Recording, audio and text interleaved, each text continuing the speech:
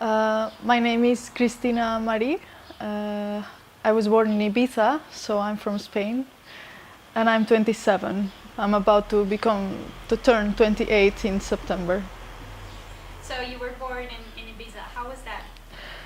Well, being born in an island, I realized as I spend more time outside my island, I always call it mine as if it was mine, but it's of everyone. No, I think it shapes you in a way.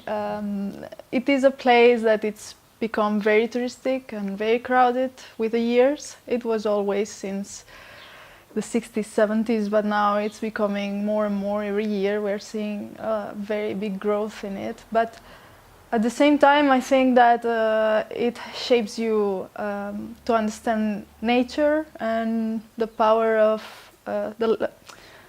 how good it is when you have this closeness to nature in a way that it becomes something that you take for granted a lot.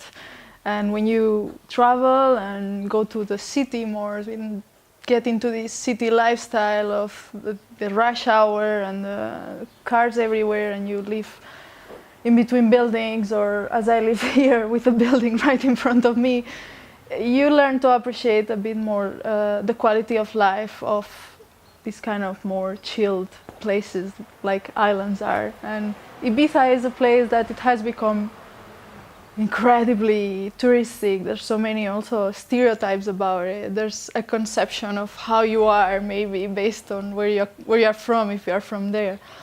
But I was born I was born there, and then I was raised in the countryside with dogs, chicken, ducks, all sorts of animals until I was pretty much 18, and then I traveled to Madrid to study there.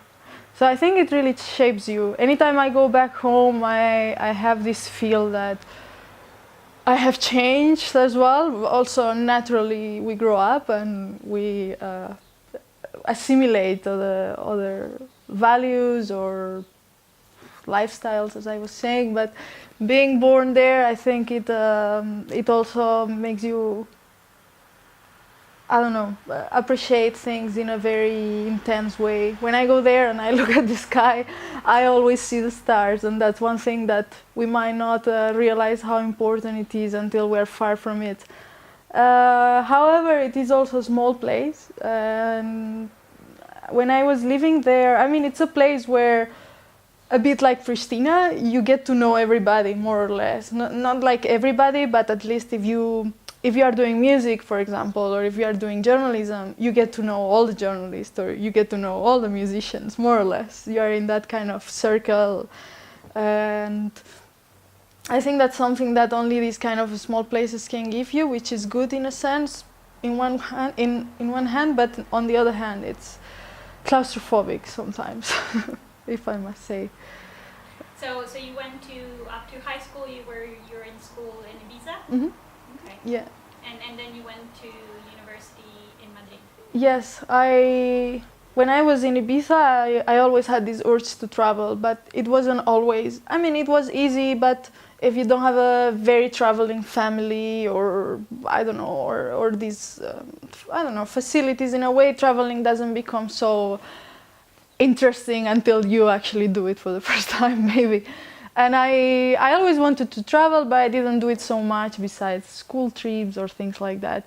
And then I decided to go to Madrid to start my studies in journalism. And the reason why I decided to go there, I always find it a bit of a marking feature of me, is that I wanted to start from zero at a new place where I don't know anyone, where nobody knows me, where I can, let's say, discover myself, discover my own personality in a way that nobody can judge you from where you come from or what you've done before. And most of the friends of high school and most of youngsters in Ibiza, they always decide to go to Barcelona because it's closer, there's a bit more, there's some more options to travel, more connections during the day. There's also a lot of people already studying there, so it becomes a bit easier to connect immediately with the crowd there. I decided to go to Madrid. I had been there for a judo championship. I used to do judo back in the days, and I really liked it. It had this kind of sense of neighborhood life, which I felt very comfortable with. I moved there in 2007, and I stayed there until, I think, 2011, around 4 years, because my studies in journalism were a degree of 5 years before all the programs changed there towards these more Bolognian programs of European space educations. And I think I took the right decision. I wanted to do other things while I was studying there. I wanted to study political science, I wanted to study law, I wanted to study history, I wanted to get into gender. But at the same time, through my degree, I had options to study a bit all those different fields, and I was always trying to do all sorts of complementary courses and trying to go to conferences and reporting trainings, but I think I was at a really good time there, because it was a time when the whole Indignados movement took place, which is a movement that took place in 2011 in March, if I'm not mistaken, March or May, sorry, and it was a movement that totally reshaped the way that we organized as a society. I think that it marked a lot the way people organize a parallel resistance, if I can put it in those words. And I took part in it. I got engaged as much as I could, at least for a month, for the beginning of it. Then it got decentralized in smaller protests, in smaller groups of work. And at the time I was engaged with a group of people who were trying to look at journalism and how journalism can serve, let's say, the public interest, and in an ethical way as well, with a social responsibility. So for many days during that year in which you had to actually study for the final exams, we were just trying to find a way and the time to go to the square and see if we could join some of these discussion groups that were going on for more than a month. It was a really exciting time. I got to live things like that shaped the way I see journalism, the way I also see my role as a citizen. And I've tried to bring that wherever I've gone with myself. And were you already engaged in some sort of like active citizenship in Ibiza growing up, or was that something that you learned or you started in Madrid? I will always remember the first big protest that I took part, and I'm very proud I took part in that one. It was in Ibiza. There were these, I was like 16 or 15, 15, 16. It was like the 2 years before entering university. So my high school was really close to an area where everything was kind of happening. There was these huge high roads. We used to call them the highway, even though it wasn't exactly a highway, but there was clearly business interest behind the construction of these roads, which were totally unnecessary for the dimensions of our island, and will imply the construction of these roads will imply that many houses will have to be destroyed. Many neighbors that had been living there for a long time, they had to be evicted from their houses. And there was this area very near my high school in which it was considered the headquarters of the resistance against these roads. And all political parties had something to do in the construction of them. So it was truly a citizen resistance, especially in the beginning. And I remember even my mother took part in those protests sometimes, and there were times in which the bulldozers will come to destroy these houses, but neighbors and residents will come together and will make a chain of people to stop those bulldozers from destroying a particular house or from entering a particular field, a yard of the house or something. And I was always trying to escape classes, me and some other colleagues. I remember one big protest that was basically organized by it was all students. It was all the students from all the high schools. We all gathered in a very improvised way in front of the highest organism of govern in the island. It's this council. And we started there the protest. We occupied the council. We went out. We were driving all police crazy because we were absolutely unorganized. We were just occupying the street and marching and occupying and blocking all roundabouts in the center of the city. It took us hours. And perhaps it was the first time that I escaped lessons to actually, not just that I escaped lessons, but I took part in such an initiative that came really from these youth that didn't want to let this happen. And that was the first time I really saw the power of people. Of course, the roads took place and were built after, in very dark circumstances, 5 in the morning, rainy day, the bulldozers come and destroy everything. But it was really a lesson that I really also took in me very deeply, because you saw people there defending their houses, something as basic as your house, as your roof, the place where you've grown up, your memories are there, everything is there, and destroying that gave place as well to constructing. It was also a symbolic thing, because destroying that core of resistance was like hitting the movement in a way, touching you as a citizen, especially when the interests are not going to benefit society in that regard. So that was perhaps the first time that I really saw this strong power of people, and I got engaged. And I remember that, of course, my mother was often there, and she never let me get too close, because there were arrests from police and things like that. There were some people getting chained to the trees. It was all very, very dramatic in a way. If you looking at it now from the distance, for some people it was really painful to see that and to go through that. I think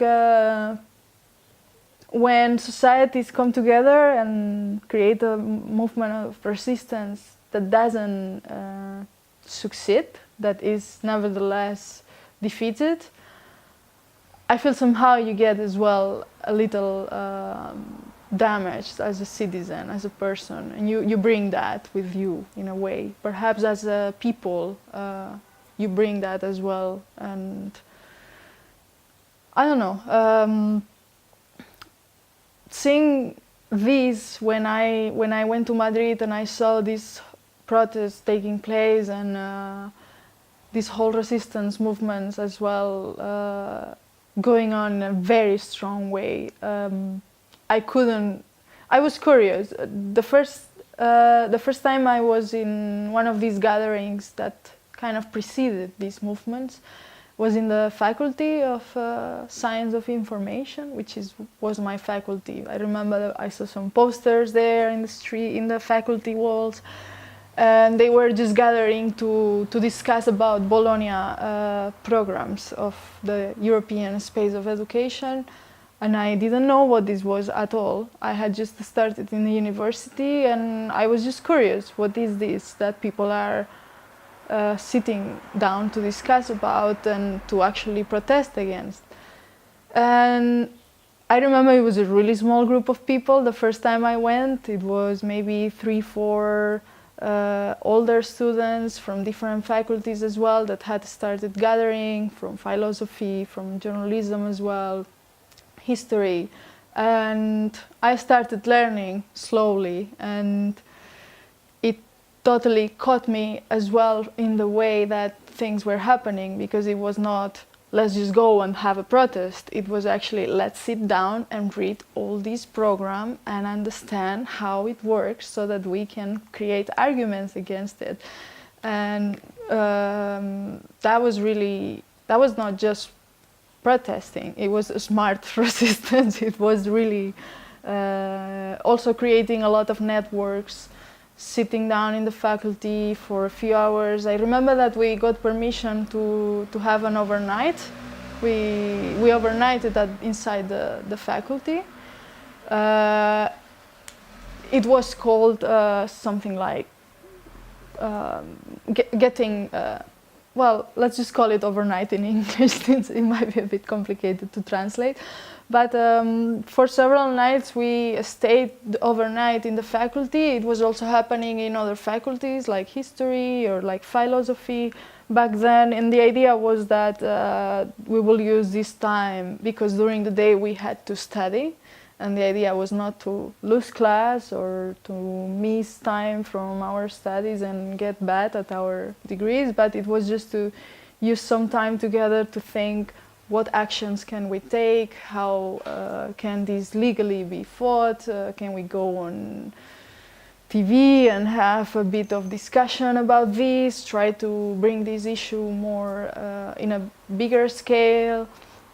And then, of course, there were protests and marches, but it was also about how do we create networks and spaces of discussion so that this issue can be discussed as much as needed and see where it can be fixed, if it can be fixed, or how can we contribute to it as students or as activists in that regard. So I was also part of this for a while, and that really also contributed to my way of seeing how as citizens we can get active and change things. And then slowly, of course, the movement went from, we as the students were fighting, let's say, these programs, but other people were fighting for public health, other people were fighting for public education in schools, and all these movements eventually,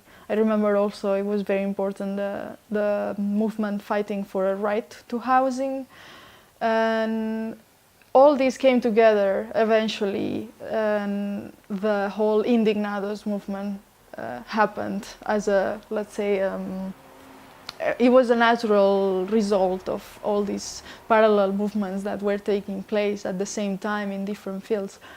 And everybody came together, and it was a very public way of discussing public issues. There were people for more than a month in a public square, not just in Madrid, but in all the cities of the country, in most of the cities of the country, thousands discussing how can we improve the health system, how can we fight for a better environment policies, how can we fight for better media, more responsible media, media that serves the public interest, how can we change the constitution if necessary, in which way can we do it. And so it took a lot of groups of work, and there was also another one about feminism and women's rights, but also there was the one where men were gathering to see how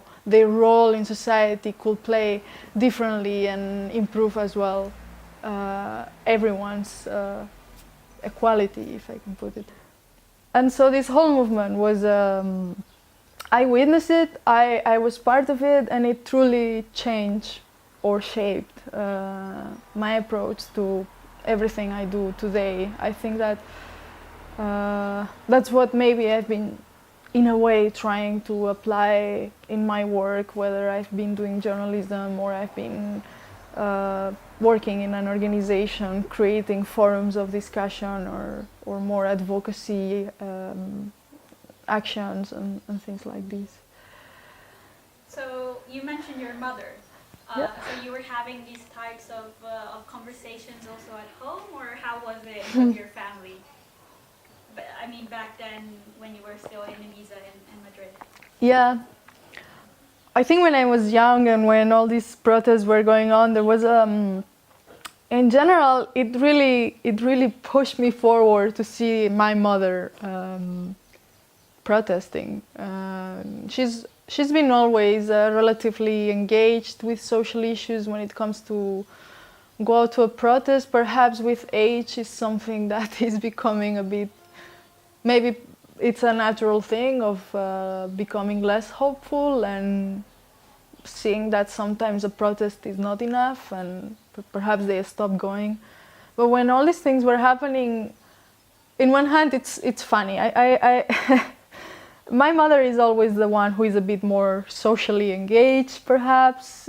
My parents understand this in a bit of a different way. My father is the one who is way more pessimist, who thinks none of this is going to change anything. And he's a truly a man with values. He has very serious values. But when it comes to protests or politics or things like this, there's no any hope for him that anyone is going to address the issues the way they should be addressed, if I can say. But so often politics have become a topic that I don't discuss anymore. I try not to, because there's these fights all the time. I suppose that I can just say in every family there's fights about politics, in mine as well. My sister always sees me as this idealist who thinks that can change the world. She always says the ombudsperson, she calls me. But I think it's natural that every person in the family plays a different role a bit. I think we make the balance in a way with each other. I think though that it was really good always to see my mother in protests, for example, where there will be police arresting people. You know, it gave me like an it's okay to reveal and resist, because sometimes you're gonna have to, and it doesn't mean that the state is gonna be good to you or anything like that. But it was a role model for me in that sense, to see her as well being part of these protests, and I've always, it hasn't stopped me to know that of course my dad many times told me, oh, you have so many, there's this expression in Spanish that you have many birds in the head. I'm not sure in English what would be what is it in Spanish? Tienes pájaros en la cabeza. It means that you're full of ideas and idealism, and when you build castles in the air, that's the English comparison, I believe. So I never really minded. I think in a way that deep inside they support this idealism and this permanent fight for, as long as it's for true principles. I think that's what they would like to see happening. Not, at least that it's a constructive approach to things and not just an irrational way of behaving. I guess that your parents always want you to be rational, so I think that for sure. Mm. And can I ask what your parents do? Yeah. What Yes. do they work in? Yes. My father is a plumber. Mm-hmm. He's worked for all his life, most of his life as a plumber, and my mother works in housekeeping. And my sister, she's older than me. She's 5 years older than me, and she works in tourism with hotels, bookings. She changes from time to time a little bit, but everyone in a way is a little bit connected to the tourism industry. But it's good. It's a good. And they still live in Ibiza? Or, yeah. They still live in Ibiza, and they will always live there. You know? And it will always be the place where I come back to, always. We have a house there, our home is there. My mother, she arrived to Ibiza when she was around 14 years old. She's from Granada, from the south of Spain. And she had 2 aunts working back in the time in a hotel, as they were working as waiters of the hotel, as well cleaning. And my grandfather, her father as well, had worked there. But it was always interesting to learn as well about her life struggle, because I think as a woman, especially as a woman, you have a lot of struggles in general. When she finished the school, this was around the 70s, I believe. She was born in 1960s, so around end of Franco's dictatorship, I would say. I think before that, she came to Ibiza, and I find it maybe. I guess she didn't want to continue studying. It was not about money. The family, I mean, they were a humble family, and they wanted to keep on. They were saying, if you want to go to school, it's an option. You don't have to work. But my mom decided to stop the school, and I asked her once why, and she said, because I didn't like it. You know, I think school, what it was then and what is now, it's very different. And I guess it was a very strict place where you will get punished, and you will get punished by holding books on your both hands, on your knees for a while. And it was a place that you will also get, with a ruler, you will get hit on the hands and things like this that I suppose were not so welcoming to a child to continue being in school. And she decided to come to the island where her aunts were at the time to work, and I always hear fantastic stories, and she has a lot of laughter when she talks about the time when she used to work at this hotel. And then when she had me and my sister, well, she stopped working and took care of us and much more. Not much more, but just she stopped working, so she was at home with us most. So I think that this always has changed, of course, the way I see my mother, because she had, as a woman as well, her own struggles, and it's inspiring to see how women in the world go through life in general. So you mentioned nature and animals. Do you mind sharing any particular memories about your childhood that you keep dearest? Well, perhaps I remember, especially now that we're in summer, I remember with love a lot the summer days back there. We were never such a family that will go to the beach a lot, even though we live very near. We are really, really close to it. But summers were always related to doing things with hands all the time. So I had this really creative sister as well, that we would go together to the beach, get stones, paint them. We will do all sorts of arts and crafts, and this is something that I still keep a little bit. Now here, when I get a little bit bored, I just go, I do some clay, or I like to keep a bit this way of spending the time that is not always on Netflix or watching series, even though I do that, of course, as well. But I guess that the summer there is a bit different. It's a lot being in the outside, not being inside the home. We used to really spend a lot of time playing outside,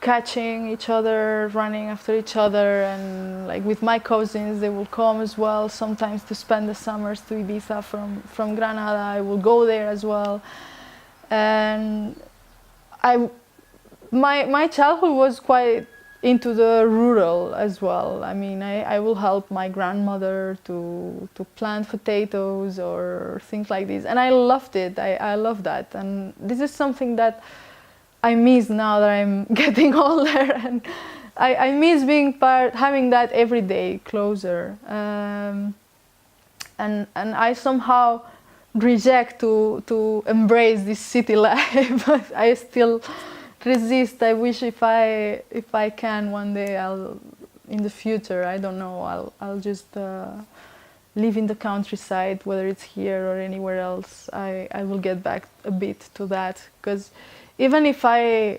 don't live in Ibiza or something, I still.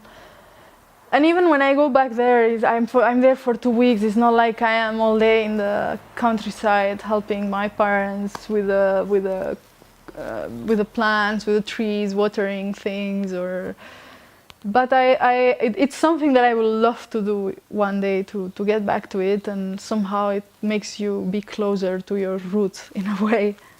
I don't know. It's something. But something that I loved when I was a child is always being surrounded by animals. Still, when I go home, we have 8 or 9 dogs. We have a horse now. We have a parrot who speaks all sorts of words and he says all our names of the family, all the dogs' names, all the neighbors' names. So it's pretty. We're never bored if we really want to. If we don't want to be bored. And one thing I like was the way we had the summer, because it was a lot in this outside. My father will put out the speakers of the music, and he will just play some music wherever random summer hits were going on, which is not really in line with this kind of rural calm, but it was really funny. And then I will play with the dogs. Even if I was all by myself, I will have these. But I used to spend a lot of time with my friends at their houses or at mine, and hours of just playing in the outside. We will not really turn on the TV at all for anything. And I miss having fun that way as well. Now also when I grew up, I used to do everything. I would go to school, and my mother and my father, they didn't have any issues with me going to all sorts of classes. It's not like they were not this kind of parents that leave you at school at 9 and pick you up at 9 after you spend the whole day from one class to another. But I was always asking, can I get registered into athletics? There's this, at 5, I can go right after class. Or I will do basketball or handball, or later I started doing judo, and I started doing music classes as well. So I was always super active, and I miss this hyperactivity that I had when I was a child. Somehow now I took it the other way. I find it difficult to be completely dedicated to all the different things that you like to do. So I picked one maybe, and I've been as dedicated as possible to it, and eventually I guess I'll relearn how to multitask in that sense of doing 100 things.